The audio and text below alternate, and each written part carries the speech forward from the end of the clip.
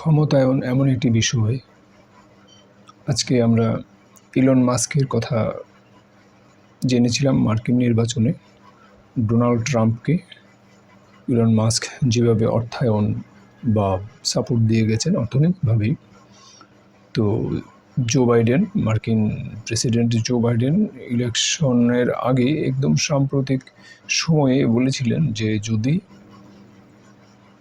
Donald Trump হেরে যান তাহলে ইলন মাস্কের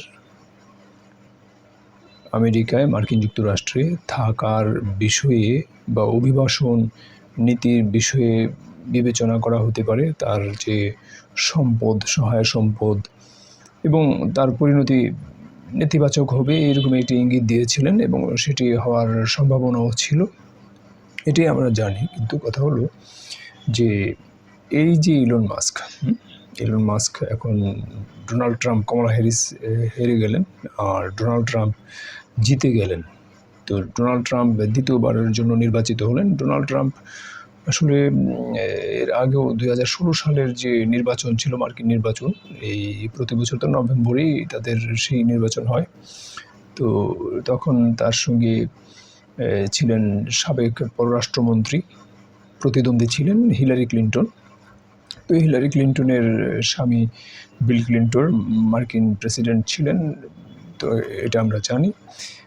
মার্কিন প্রেসিডেন্টের স্ত্রী ছাড়াও, ফার্স্ট লেডি থাকা ছাড়াও তিনি আবার মার্কিন পররাষ্ট্রমন্ত্রীও ছিলেন হিলারি ক্লিন্টন। তার আলাদা একটি ব্যক্তিত্ব, অবস্থান বা পরিচিতি, আইডেন্টিটি রয়েছে। তো হিলারি ক্লিন্টন যখন মার্কিন প্রেসিডেন্ট নির্বাচনে লড়েছেন তখনও এই ডোনাল্ড ট্রাম্পের সঙ্গেই লড়েছেন। বলা হয় যে মার্কিন প্রশাসন, মার্কিন নির্বাচনে আসলে নারীদেরকে একটু নেতিবাচকভাবে দেখা হয়, অথবা নারীদের ক্ষমতায়নকে মার্কিন নাগরিকরা ইতিবাচকভাবে এখনও দেখার অবস্থা তৈরি হয়নি।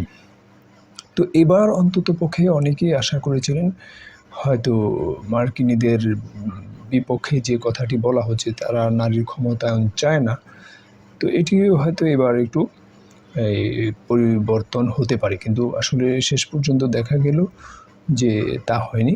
ডোনাল্ড ট্রাম্পের একটু পাগলাটে ভাব আছে। এর আগের ক্ষমতার সময়ে বা ক্ষমতা থেকে সরে যাওয়ার পরেও আমরা এগুলো দেখেছি, এগুলো নিয়ে অনেক কথা হয়েছে, বিতর্ক হয়েছে। কিন্তু এবারও ডোনাল্ড ট্রাম্পের সঙ্গে যিনি নির্বাচনে এই প্রতিযোগিতায় এলেন, তিনিও একজন নারী প্রতিদ্বন্দ্বী এবং শক্তপোক্ত প্রতিদ্বন্দ্বী ছিলেন, কমলা হ্যারিস।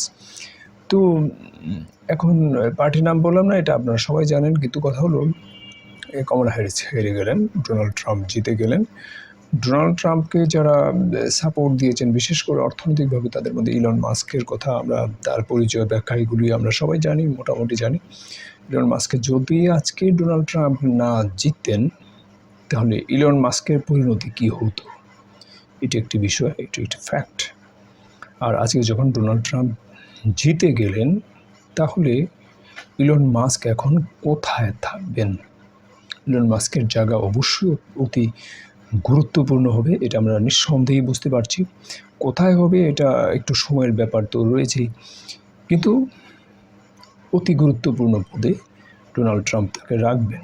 কিন্তু এই ইলন মাস্কের পরিণতি আজকে যদি কমলা হ্যারিস জিতে যেতেন অনেক ভয়াবহ হতে পারত।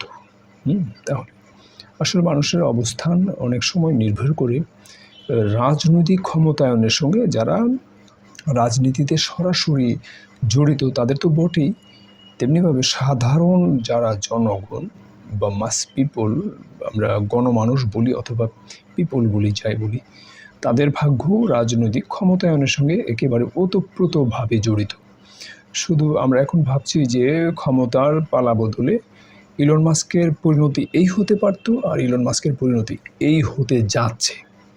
ঠিক তেমনিভাবে প্রতিটি নাগরিক, হয়তো এটা খুব বেশি প্রত্যক্ষ করা যায় না, কিন্তু এটা পরোক্ষভাবে হলেও এই বিষয়টি সত্য যে ক্ষমতায়নের সঙ্গে সঙ্গে একটি রাজনৈতিক দলের ক্ষমতায়নের তার দিক নির্দেশনা অথবা তার ফিলোসফি, তার যে আরও লক্ষ্য উদ্দেশ্য ইত্যাদি থাকে, সংবিধান, কনস্টিটিউশন, এগুলো যাই থাকুক যে দেশের, কিন্তু একটি দলের ক্ষমতায়নের সঙ্গে সঙ্গে তার দলের নিজস্ব মতাদর্শী লোকেদের একটি ইতিবাচক প্রভাব তাদের উপর পড়ে, ঠিক তেমনিভাবে তার বিপক্ষের মতাদর্শী লোকেদের উপর এর বিরূপ প্রভাব পড়ে, এটাও সত্য।